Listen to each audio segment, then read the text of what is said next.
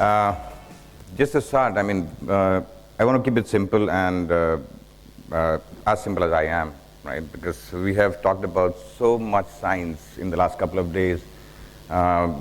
Video, display, search, social, programmatic, big data, all of that, right? In the mix, I think somewhere we missed out on audio, which is a big piece.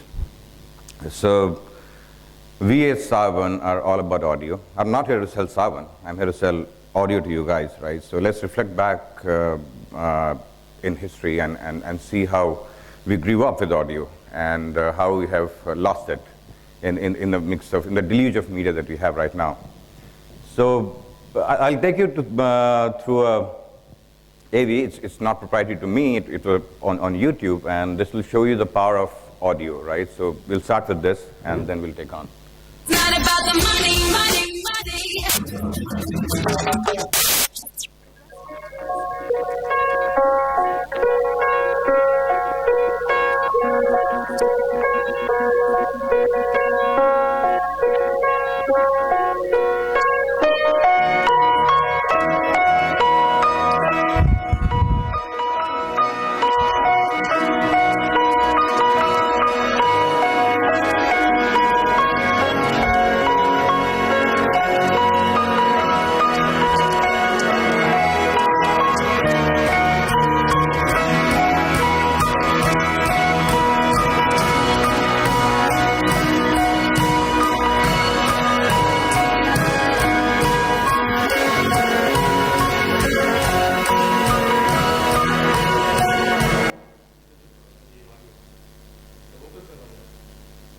Okay, the subtitles are there.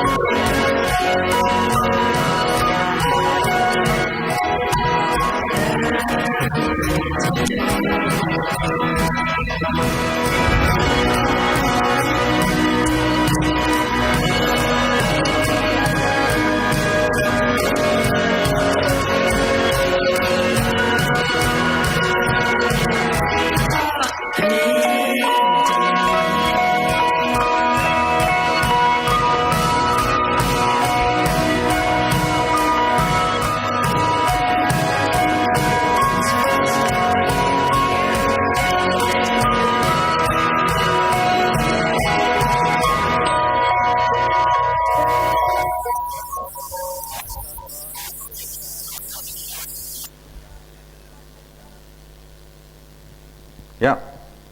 So I'd like you guys to raise your hands. How many people remember Ceylon radio? Okay, very few of you. Yeah, but I think then there's a lot of younger generation here who has never heard of Ceylon radio. Hawa Mahal. Hawa Mahal, the radio program, not the Jaipur Hawa Mahal. Great. And Binaka Geet Mala. Look at that. Look at that.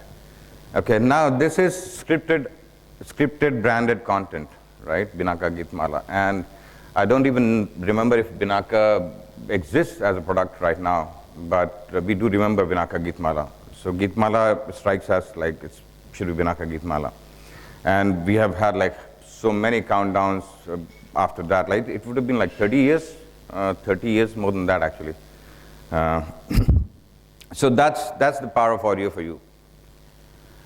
Just to take you down the history line, so it got invented in 1894. The red bolded piece on the right hand side tells you that when the processed audio, right, which took the impressions away from the broadcast happened, right? So 1948 was LP record, 63 was cassette tape, 1980 CD established. It's just a quick run through on the history. And a couple of things that I would want to illustrate here is that we had 280 radio stations in a 1.4 billion strong country, and talk about United States, there are 300 million and 14,000 FM stations over there. Where to go? So for us to do a catch up on 280 to 14,000 will be a long ask, right? So here comes iPhone and Android, right? And the device that we live and die with, which is our mobile handsets. And so what do we do here? We go to social network, we chat, we play games, we transact on e-commerce side, we consume content, the video content on YouTube. So everything has boiled down to this screen, right? But when it comes to all these screens that we're looking at are hop in and hop off, right? Nothing is always on. You look at okay.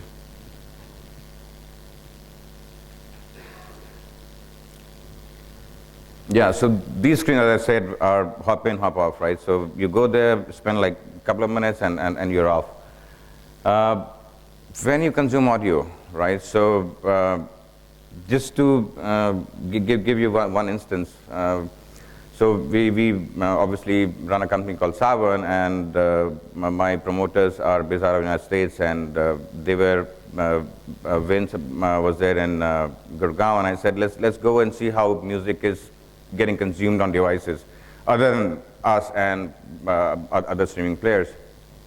We went to a small shop, and we asked him for a 4 GB data card, and he loaded 4 GB worth of music for less than $1.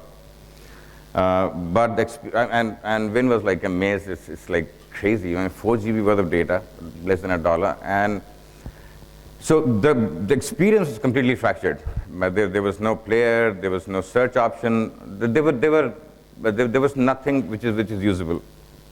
So that's how mostly music is consumed on the device. And when the music is consumed, the screen looks like this, right? It's dark. You're not looking at the screen. Now here comes the strength. So why audio on mobile is the future? Mobile is a multitasking medium. So you do, and with streaming, you don't need to keep the content on device. Now the impressions which were lost to the possessed devices like cassettes and CDs are coming back for the brands to utilize. And why audio equals music? So music is the only repeat content. You watch a movie once, you watch a video once, you read a newspaper article, you read a blog once, right? But music is something that lives with you, right? I'm listening to the same song that I was listening 15 years back, right? So this is the only repeat content. And it gives you so much in terms of memories, passion, those moments that you remember. So music is actually true you. It's very important for the brands to realize that on a social platform, on a Facebook, I might not be the original me. But when I listen to music, I'm listening to my soul, right? So I'm the original me there when I'm listening to music. Okay, what's in it for the brand? So why do we want to move the dollars from the rest of the media to music, to audio, so to say? High quality rich media impressions, measurable reach. Everybody in this audience knows that. Attributable ROI, interactivity, very low cost content production. I mean, producing an audio of 15-20 seconds is even cheaper than creating a mobile banner, let me tell you, and we are doing it for a business. Broadcast versus narrowcast, so that tells you that every impression is delivered, right? We talked about somebody who was presenting yesterday, the Philips gentleman who was saying 56% of the banners go unseen, right? There's so much media pilferage. In this case, it's not. The message will be delivered only when the consumer is there. That's about it. Thank you so much, guys. I want to keep it crisp.